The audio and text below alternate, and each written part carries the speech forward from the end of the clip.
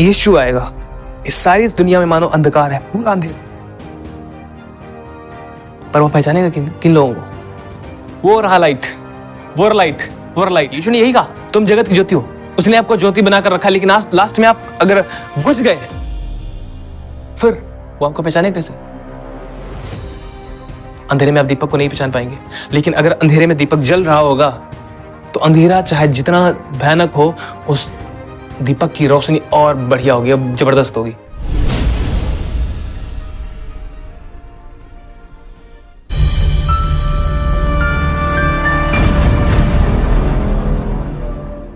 अब देखिए 2 पतरस 2 अध्याय उसकी 5 आयत। और प्राचीन युग के संसार को भी ना छोड़ा, वरन भक्तिहीन संसार पर महाजल प्रलय भेजा, पर धर्म के प्रचारक नूह समेत 8 व्यक्तियों को बचा लिया। हालेलुया। पतरस यहाँ पर नई वाचा के लोगों को लिखकर एक बात बताता है कि परमेश्वर ने कैसे भक्तिहीन लोगों को जल प्रलय के द्वारा नाश किया, परंतु धर्म के प्रचारक नूह को और उसके साथ 8 व्यक्तियों को बचा लिया। नूह को यहां पर धर्म का प्रचारक बोला गया है। और मैं आपको फिर से वही चीज बताना चाहता हूं, प्रभु यीशु मसीह ने कहा मनुष्य का पुत्र जब आएगा उससे पहले नूह के दिन आएंगे। नूह के दिन में लोग क्या करते थे? खाते पीते थे, विवाह करते थे, शादियां करते थे, सब कुछ उनकी दृष्टि में बढ़िया था। कुछ भी उनको नहीं लग रहा था कि एक दिन आएगा जब सब कुछ खत्म हो जाएगा। उनको नहीं लग रहा था कि एक दिन आएगा और सब कुछ खत्म हो जाएगा। वे शादियां कर रहे थे, वे ब्याह कर रहे थे, पेड़ लगा रहे थे, पौधे लगा रहे थे, खा पी रहे थे, मस्त मगन थे। जैसे आज आप देखते लोग, सब कुछ क्या था उनकी नजरों में? बढ़िया, ठीक है, कुछ नहीं होगा, कुछ नहीं होगा। बुराइयों में जी रहे थे, पापों में जी रहे थे, नशे में जी रहे थे, जो कुछ भी चाहते थे वो कर रहे थे। और आज भी आप देख सकते हैं यही चीज आप इस संसार के अंदर देख पाएंगे। लोग नशे में जी रहे हैं, पैसे के पीछे भाग रहे हैं, विचार के पीछे भाग रहे हैं, और अपने नाम, अपने आदर, अपने सम्मान के पीछे भाग रहे थे। जैसे पहले वैसे अब भी वही सेम डे आ चुके हैं। और यीशु ने कहा मेरे आने से पहले ये दिन आएंगे। समझ रहे आप? ये दिन आएंगे। उस समय लोगों को क्या था? जब तक जल प्रलय आकर बहा न ले गया सब कुछ, किसी को पता ही नहीं लगा। हालांकि पता था, नूह ने क्या किया था? बताया था लोगों को कि एक दिन आएगा, पता था ना। आज भी लोगों को पता है यीशु मसीह ही प्रचार किया है ना, यीशु मसीह ही प्रभु है, वह उद्धार करता है और वह एक दिन आएगा अपने लोगों को ले जाने के लिए। लेकिन लोग क्या करते हैं? ओ ऐसा कभी हुआ ही है? कोई मर गया और गाड़ा गया और मुर्दों में से जी उठा और वो जिंदा होकर चला गया और एक दिन कह रहे हो फिर से आएगा? ये तो कभी हुआ ही नहीं है। लेकिन हम वो बता रहे हैं जो एक दिन होने वाला है, जो हो चुका है और एक दिन होने वाला है। हो या चुका है कि वह आया था, मारा गया, गाड़ा गया और मुर्दों में से तीसरे दिन जी उठा और स्वर्ग में चला गया। लेकिन होगा यह कि एक दिन वह आएगा और अपने लोगों को ले जाएगा, और सारी सृष्टि जो होगी उसे क्या करेगा? एक दिन खत्म कर देगा, सारी दुष्टता को खत्म कर देगा, जैसे उसने नूह के दिनों में खत्म की थी। और फिर जिस प्रकार उसने 8 व्यक्तियों के द्वारा दोबारा से एक नई सृष्टि का आरंभ किया, वहां पर भी एक नई सृष्टि का वो आरंभ करेगा। Hallelujah, hallelujah. पतरस कहता है भक्तिहीन लोगों को परमेश्वर ने नहीं छोड़ा, उन्हें भी जल प्रलय के द्वारा खत्म कर दिया, परंतु धर्म के प्रचारक नूह समेत 8 व्यक्तियों को बचा लिया। नूह को क्यों कहा गया धर्म का प्रचारक? इस बात को समझा आपने? धर्म का प्रचारक। परमेश्वर ने क्या नूह को आज्ञा दी थी जाओ और तुम प्रचार करो? बताओ, परमेश्वर ने क्या आज्ञा दी थी नूह को जाओ और प्रचार करो? परमेश्वर ने आज्ञा कोई ऐसी नहीं दी थी। परमेश्वर ने नूह को ऐसी कोई आज्ञा नहीं दी थी कि जाओ और प्रचार करो तुम। परमेश्वर ने नूह से कहा था सारी मानव जाति को खत्म करने का प्रश्न मेरे सामने है और मैं इसे खत्म करूंगा, परंतु तू एक जहाज बना। परमेश्वर ने क्या आज्ञा दी थी? जहाज बनाने की, प्रचार करने की आज्ञा उसे नहीं दी थी। पर यहां पर पतरस क्यों कहता है कि उसे एक धर्म का प्रचार क्यों बताता है पतरस? समझ रहे आप? उसे धर्म का प्रचार क्यों बताया गया? Hallelujah, hallelujah. वह प्रचार करने नहीं गया, जगह जगह जाकर उसने प्रचार किया हो, भाई ऐसा होगा वैसा होगा। समझ रहे आप? वो गया नहीं प्रचार करने, पर उसने अपने कामों के द्वारा यह प्रचार किया था। कामों के द्वारा हर दिन जब वह जहाज बना रहा था, यह प्रचार कर रहा था, एक दिन आएगा जब परमेश्वर इस सारी सृष्टि का जल प्रलय के द्वारा नाश करेगा। परंतु वे लोग जो इस जहाज के अंदर होंगे वह बचेंगे। अपने कामों के द्वारा, अपने जीवन के द्वारा हर दिन उसने प्रचार किया था। 120 वर्ष तक एवरी डे वो प्रचार करता रहा। परमेश्वर की आज्ञा का पालन वो करता रहा। परमेश्वर ने उसे आज्ञा नहीं थी जा और प्रचार कर। परमेश्वर ने उसे प्रचार करने के लिए नहीं बोला था, नहीं बोला था उसे प्रचार करने के लिए। परमेश्वर ने उसे कहा था जा और एक जहाज बना, यह आज्ञा थी परमेश्वर की। और परमेश्वर ने नूह ने यही किया। हाँ, जब वो उसके पास लोग आते होंगे, उसे पूछते होंगे क्या बना रहे हो आप, ऐसा होने वाला है जिस वजह से मैं बना रहा हूं, और फिर लोग उसका मजाक उड़ाते हैं, ऐसा कभी हुआ है ना, कभी नहीं हो सकता, असंभव। कुछ ज्ञाता है ना, कुछ ज्ञानी, असंभव है ये, समझे आप। और यहां से हमारे लिए एक जबरदस्त शिक्षा है जो मैं आज आपको बताना चाहता हूं। नूह ने अपनी लाइफ के द्वारा यह प्रचार किया कि एक दिन आ रहा है जब परमेश्वर सारी सृष्टि का नाश करेगा, लेकिन जो इस जहाज के अंदर होगा वो बचेगा। अब कभी प्रचार करने नहीं गया, उसने अपने कामों के द्वारा, अपने जीवन के द्वारा, जो वह जहाज बना रहा था उसके द्वारा वह प्रचार कर रहा था। परमेश्वर हमें अपना वचन देता है तो किस लिए देता है वो? परमेश्वर हमें अपना वचन देता है तो किस लिए देता है? क्या इसलिए सिर्फ कि हम जाएं और दूसरों को प्रचार कर दें, या फिर इसलिए परमेश्वर अपना वचन देता है कि हम उसे मेडिटेट करें, जो कुछ परमेश्वर ने हमसे कहा है उसमें चलें और अपने जीवन के द्वारा उस वचन को, उस संदेश को लोगों तक पहुंचाएं? समझे आप? मैं फिर से कहूं, परमेश्वर अगर अपने वचन को हमें देता है तो वह सिर्फ इसलिए नहीं देता कि जाएं और हम प्रचार कर दें, परंतु परमेश्वर जब अपना वचन देता है तो हमें इसलिए देता है ताकि उस वचन को हम लें और अपने जीवन में धारण करें और उसमें जीने लग जाएं, और वह वचन हमारे जीवनों से जब प्रचार होगा, एक रियल प्रचार यह है, एक सच्चा प्रचार है ये, जब हमारे जीवन के द्वारा, हमारे कामों के द्वारा उसका सुसमाचार, उसका चलन, उसका स्वभाव प्रचार किया जाए। अगर मैं कहूं प्रभु यीशु मसीह बहुत अच्छा है लेकिन मैं बीड़ी पी रहा हूं, अगर मैं कहूं प्रभु यीशु मसीह बहुत प्रेम करता है लेकिन मैं नफरत कर रहा हूं, अगर मैं कहूं परमेश्वर ने सारी मानव जाति से प्रेम किया और उसने अपने इकलौते पुत्र को दे दिया ताकि जो कोई इस पर विश्वास करे वह नाश ना हो परंतु उद्धार पाए, लेकिन मैं खुद क्या कर रहा हूं? बीड़ी, सिगरेट, गुटखा, लड़ाई झगड़ा, इन सब में जी रहा हूं। क्या मैंने उद्धार पाया? मैं कह तो रहा हूं प्रभु ऐसा है, पर क्या मैं उनमें जी रहा हूं? क्या मैं अपने जीवन के द्वारा प्रचार कर रहा हूं? इस बात को परमेश्वर ने मुझे आज से लगभग 2 साल पहले, आई थिंक लगभग 2 साल पहले मुझे बताया था, जो मैं आज आपको बता रहा हूं। और यह बात मैंने पौलुस के लाइफ से सीखी थी। पौलुस ने कभी सिर्फ यह समझा नहीं कि मैं जाऊं और दूसरों के बीच में प्रचार कर दूं और मैं जैसे मर्जी जीऊं, नहीं, पौलुस ने ऐसा कभी नहीं कहा। पौलुस अपनी पत्री में लिखकर बताता है, मैं आपको आगे बताऊंगा भी। समझ रहे हैं आप? हमारी लाइफ का रियल संदेश क्या है? मैं एक बात कहता हूं, मेरा संदेश तब शुरू नहीं होता जब मैं पुलपिट पर होता हूं, परंतु मेरा संदेश तब शुरू होता है जब मैं पुलपिट से नीचे होता हूं। मेरा संदेश तब है कि मैं इस पुलपिट से नीचे जाने के बाद मैं दूसरों को क्या संदेश दे रहा हूं अपने जीवन के द्वारा, मसीह के सुसमाचार का, परमेश्वर के प्रेम का, परमेश्वर की भलाई का, परमेश्वर की वफादारी का, क्या मैं संदेश देता हूं?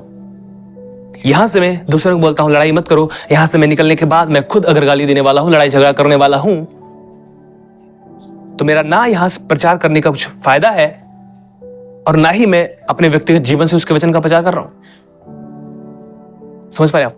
परमेश्वर अपने किसी भी वचन को हमें इसलिए सिर्फ नहीं देता है कि हम जाकर प्रचार करें। हाँ, वो प्रचार करने के लिए देता है, लेकिन उससे पहले वह इसलिए देता है ताकि हम उस वचन को अपने जीवन में धारण करें और उसमें जीने लग जाएं, ताकि हमारी लाइफ स्टाइल देखकर लोगों की जिंदगियां बदल जाएं, लोग खुदावंद को पहचानने पाएं। ये शराबी नहीं है, ये पियक्कड़, ये बेवड़े नहीं है, ये दंगे करने वाले नहीं, लड़ाई झगड़े करने वाले नहीं, गालियां देने वाले नहीं है। या हमें बताने की जरूरत नहीं। मैं फिर से कहूंगा जो मैंने आपको पहले बताया था, पहले इसके कि हम कहें कि हम एक मसीह हैं, हमारे काम गवाही देने चाहिए या फिर हमारे काम प्रचार करने चाहिए कि मैं एक मसीह हूं। और फिर से मैं कहना चाहता हूं, मैं एक मसीह हूं, इसका अर्थ यह नहीं कि मैं मसीह यीशु पर विश्वास करता हूं इसलिए कि मैं एक मसीह हूं, मैं अपने खुदावंद यीशु मसीह को अपनी लाइफ के द्वारा दिखा रहा हूं कि वो है कैसा। समझ रहे आप? नूह ने वह दिखाया जो आने वाला था, हमें भी वह दिखाने की जरूरत है जो आया था और जो आने वाला है, कि वह कैसे जी रहा था जो आने वाला है। समझ रहे आप? जो आने वाला है वो कैसे जी रहा था। हम उसके बेटे और बेटियां हैं, तो हमें भी किस तरह से दिखाना की जरूरत है कि हमारा उद्धारकर्ता कैसा है। अगर हम सिर्फ कहें वो बहुत भला है, वह प्रेम करने वाला है, सारी मानव जाति से उसने प्रेम किया, पर क्या मैं प्रेम कर रहा हूं? अगर नहीं, व्यर्थ है मेरी गवाही देना। समझ रहे आप? मेरी गवाही देना। हालेलुया। और ऐसा प्रचारक होने के लिए परमेश्वर ने किसी एक व्यक्ति को नहीं चुना है। हर एक व्यक्ति जो आज मसीह में है, जो खुदावंद यीशु मसीह पर विश्वास करने वाला है, हर एक व्यक्ति प्रचारक है। आई विल रिपीट, हर एक व्यक्ति जो मसीह में है, जो खुदावंद यीशु मसीह पर विश्वास करने वाला है, वह एक प्रचारक है जो मसीह के जीवन का प्रचार करता है। इसीलिए पौलुस कहता है, तुम परमेश्वर की पत्री हो, जिसको हमने स्याही से नहीं लिखा परंतु परमेश्वर के आत्मा के द्वारा। हम एक खुला पत्री हैं जिसे कोई भी पढ़ता है। हम खुला पत्री हैं जिसे कोई भी पढ़ता है। दुनिया में लोग कुछ भी कर रहे हैं, इट्स डजंट मैटर लोगों के लिए, लेकिन एक मसीह व्यक्ति क्या कर रहा है? सबकी आंखें टिक जाती हैं और देखते हैं कि क्या जीवन जी रहा है। अच्छा, चर्च में जाने वाला है, ये कर रहा है।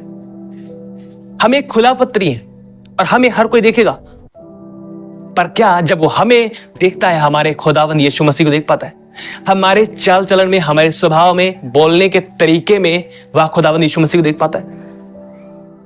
हमारे प्रेम में जब हम लोगों से करते हैं, क्या खुदावंद यीशु मसीह को देख पाता है? क्या वो हमारे परमेश्वर को देख पाता है? ये एक जरूरी बात है। समझ रहे आप? नूह ने अपने जीवन के द्वारा प्रचार किया। वो कभी गया नहीं प्रचार करने। आई विल रिपीट, वो प्रचार करने के लिए नहीं गया, सुनो भाई सुनो, ये करने वाला परमेश्वर, वो करने वाला है। वो प्रचार करने नहीं गया, उसने अपनी लाइफ के द्वारा, अपने कामों के द्वारा ही प्रचार किया था कि क्या होने वाला है। समझ रहे आप? और इसलिए कि आपको अपनी लाइफ के द्वारा ही प्रचार करना है कि आपका खुदावन कैसा था जो आया था, और अब जो आने वाला है वो कैसा है। हालेलुया। और जब आप परमेश्वर के वचनों को लेकर अपने हृदय में धारण करते हैं और उसमें जीने लग जाते हैं, आप बिल्कुल लोगों के लिए आशीष का कारण होते जाते हैं। समझ रहे आप? खुदावंद यीशु मसीह क्रूस के ऊपर चढ़ाया गया था, वह मर रहा था, उसके साथ 2 डाकू थे, और इसलिए कि वह खुदावंद के साथ चल रहा था, खुदावंद की जो इच्छा थी उस पर वह चल रहा था, उसके साथ एक डाकू चढ़ाया गया था। एक ने उसे बोला एक ने उसको बोला था, उसकी निंदा की थी, और एक ने उससे बोला, हे प्रभु मुझे बचाओ, तो अपने राज्य में जब आए मेरी सुधि लेना। एक वहां पर क्या कर रहा था? प्रभु यीशु मसीह की निंदा कर रहा था, अगर तू परमेश्वर का पुत्र है तो हमें बचा और अपने आप को भी बचा ले। लेकिन एक ने क्या कहा? क्या तू परमेश्वर से भी नहीं डरता? हम अपने कामों का ठीक पा रहे हैं, पर इसने कोई बुराई नहीं की है। उसने कहा, हे यीशु, जब तू अपने राज्य में आए सुधि लेना। अब उसे पता कैसे लगा? केवल एक रीजन था, रीजन यह था क्योंकि उसने यीशु के स्वभाव को देखा था। सब उसे मार रहे थे, उसे क्रूस के ऊपर चढ़ा रहे थे, सब उसे पता नहीं क्या क्या अपनी भाषा में जो कुछ बोल रहे होंगे, लेकिन यीशु पूरी तरह चुप था, पूरी तरह खामोश था, पूरी तरह शांत था, और उसने लास्ट में पता क्या कहा? हे पिता, इन्हें माफ कर दे, ये जानते ही नहीं कर क्या रहे। मैं बिलीव करता हूं उस डाकू ने उस खुदावंद यीशु मसीह के स्वभाव को देखा कि किस प्रकार ये माफ करने वाला है, और उसने यीशु की हालत को देखा था कि किस प्रकार उसके कांटों के ऊपर सर के कांटों का ताज रखा गया सिर के ऊपर, और किस तरह से उसकी हाथों में तो कीलें थी, पैरों में थी, जो सेम सब कुछ था उसके साथ, उसके कैसे कोड़े मारे गए, हर एक चीज थी। उसने हर एक हालत को देखा, और इतना सब कुछ सहन करने के बाद भी वो पूरी तरह खामोश था, चुप था, और उसने लास्ट में कहा, पिता इन्हें माफ कर, जानते नहीं कर क्या रहे। उसने माफ करने वाले स्वभाव को देखा और वह समझ गया यह परमेश्वर का पुत्र है, क्योंकि वहां पर बहुत सारे ऐसे थे जो यह कह रहे थे, अगर तू परमेश्वर का पुत्र है तो उतर आ और हम विश्वास कर लेंगे। और पवित्र आत्मा की उपस्थिति वहां पर एक जबरदस्त तरीके से थी, एक ऐसी उपस्थिति शायद मैं बता नहीं सकता इसे और ना ही बयां की जा सकती। मुझे विश्वास है कि वहां पर एक पवित्र आत्मा की उपस्थिति बहुत जबरदस्त थी और उसने माफ किया। उसने माफी से भरे हुए स्वभाव को देखा। वास्तव में यह परमेश्वर का पुत्र है। आपको भी लोग इसी तरह देख पाएंगे जब आप अपने स्वर्गीय पिता को अपने जीवन के द्वारा दिखाएंगे, तब ये कह पाएंगे कि आप वास्तव में परमेश्वर के पुत्र और पुत्रियां हो। आप वास्तव में जानते हो, तो आप दूसरों के लिए आशीष का कार्ड टाइप पाएंगे। अदरवाइज आप ज्ञान बांटते हो, फिर वो कुछ नहीं मिलने वाला है। देखिए 2 कुरिन्थियों 10 अध्याय की 11 आयत सुनिए। यहां पर पौलुस क्या कहता है, ध्यान दीजिए। एक जबरदस्त वचन है ये।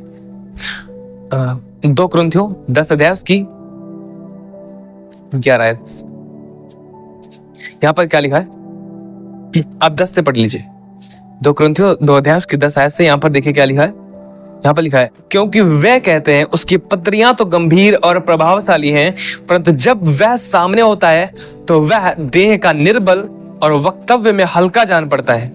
जो ऐसा कहता है, पौलुस कहता है, जो ऐसा कहता है वह यह समझ रखे कि जैसे पीठ पीछे पत्रियों में हमारे वचन हैं, वैसे ही तुम्हारे सामने हमारे काम भी होंगे। हालेलुया। यही वो वचन है जहां से मैंने समझा कि पौलुस क्या अपनी लाइफ में चाहता है। और एक वचन और है जो मुझे इस टाइम याद नहीं है कहां पर था, और उसी वचन के माध्यम से जहां पर पौलुस कहता है कि मैंने जो पत्रियों में तुम्हें संदेश लिखा है, एक दूसरे ट्रांसलेट में वो कहता है कि जिस तरह से देखो कि मैंने तुम्हारे साथ अपने एक जीवन बिताया है। यहां पर पौलुस क्या कहता है, उसने कहा जिस प्रकार पत्रियों में तुम्हें संदेश हमारे मिल रहे हैं, उसी प्रकार तुम्हारे सामने मेरे काम भी होंगे। It's amazing, it's amazing. You know इसका अर्थ क्या है?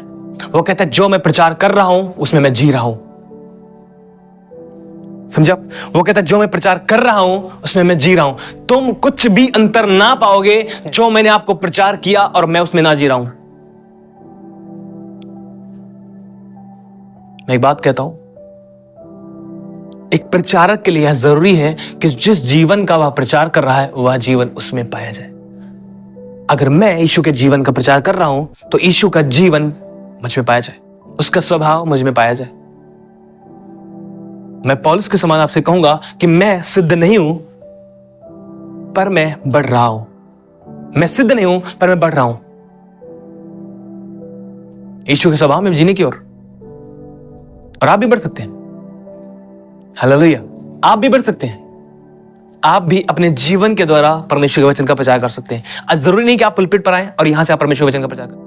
हमें ये समझने की जरूरत है, हमें समझने की जरूरत है कि हम जो वचन सुन रहे हैं कानों तक रख रहे हैं, मुंह तक रख रहे हैं।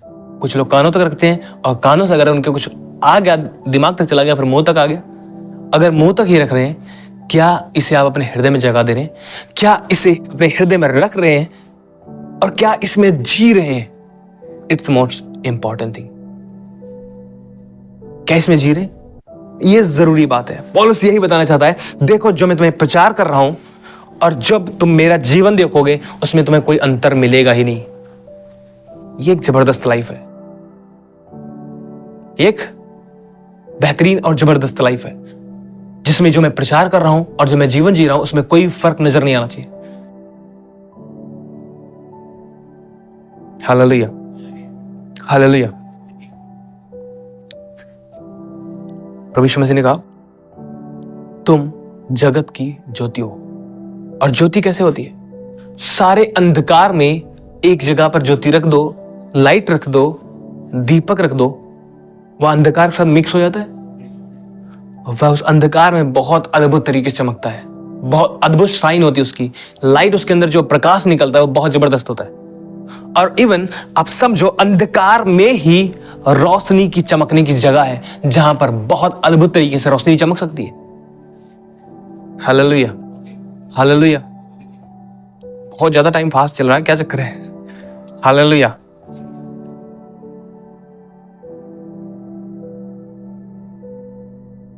यह बिल्कुल ऐसा ही होगा जब एक इस संसार के साथ जो लोग समझौता नहीं कर रहे हैं उनके बीच में आप ऐसे रह रहे हैं, परमेश्वर के साथ चलने वाले बिल्कुल ऐसे होंगे लाइक अंधियारे के बीच में रखा हुआ एक दीपक।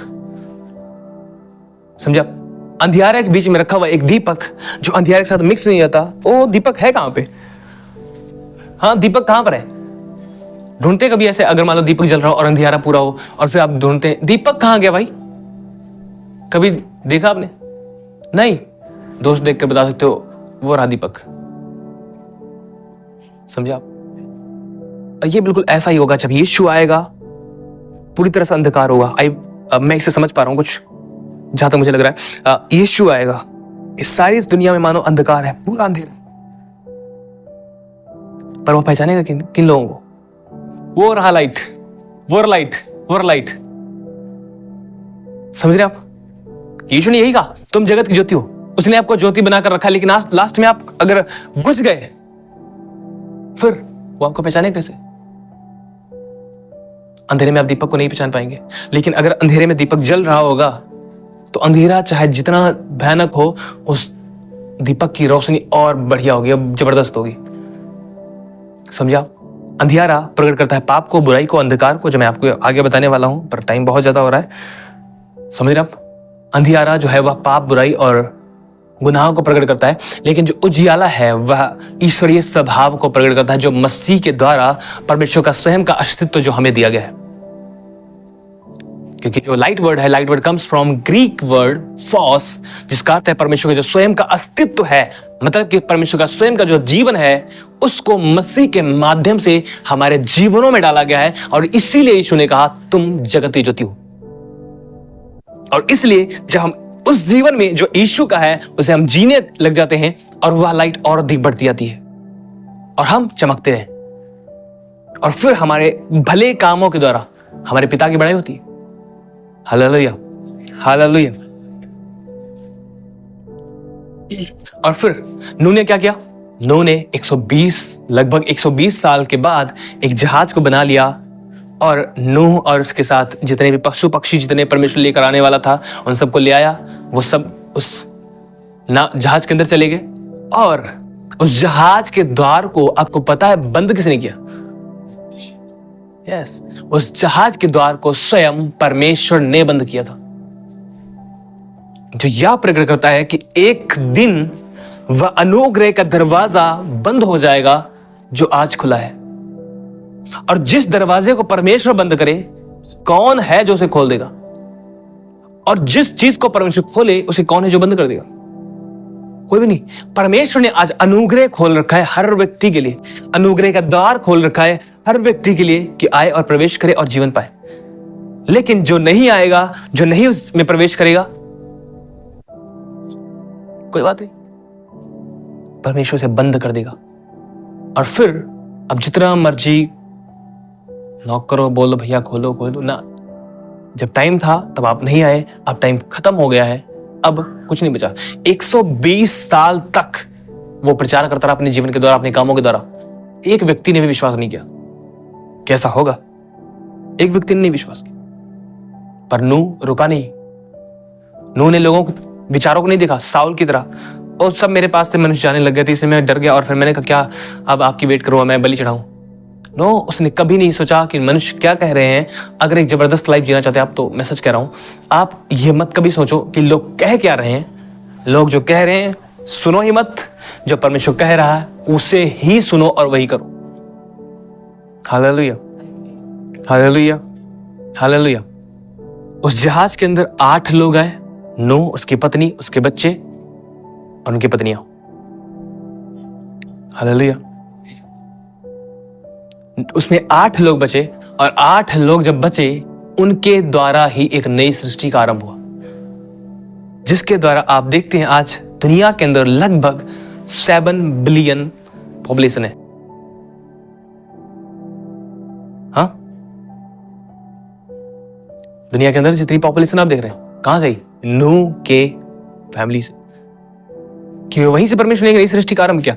एक दिन आएगा जब परमेश्वर इस सारी सृष्टि को, जो दुष्टता से भरी है, पापों से भरी, गुनाहों से भरी हुई है, इस सब को खत्म कर देगा और एक नई सृष्टि का आरंभ करेगा और उसे स्थिर करेगा। हालेलुया। पर वहां पर कौन से लोग होंगे? बिल्कुल वही जो नूह के समान धर्म के प्रचारक हैं, धर्मी हैं, जो परमेश्वर के साथ चल रहे हैं। हालेलुया। यीशु ने क्या कहा? यीशु ने कहा मनुष्य के पुत्र के आने से पहले नूह के दिन आएंगे और जो मैंने आपको पहले बताया भी। और उसके बाद प्रभु यीशु मसीह ने कहा, आप देखिए यहाँ पर क्या लिखा, मत्ती 24, इसलिए जागते रहो क्योंकि तुम नहीं जानते कि तुम्हारा प्रभु किस दिन आएगा। परंतु यह जान लो कि यदि घर का स्वामी जानता होता कि चोर किस पहर आएगा तो जागता रहता और अपने घर में सेंध लगने ना देता। इसलिए तुम भी तैयार रहो, क्योंकि जिस घड़ी के विषय में तुम सोचते भी नहीं हो उसी घड़ी मनुष्य का पुत्र आ जाएगा। यहां पर जो है जागते रहना, इसलिए जागते रहो क्योंकि तुम, क्या लिखा है, इसलिए तुम जागते रहो क्योंकि तुम नहीं जानते कि तुम्हारा प्रभु किस दिन आएगा। हालेलुया। परमेश्वर का वचन यहां पर क्या कह रहा है? परमेश्वर का वचन कह रहा है इसलिए जागते रहो क्योंकि तुम नहीं जानते कि तुम्हारा प्रभु किस दिन आएगा।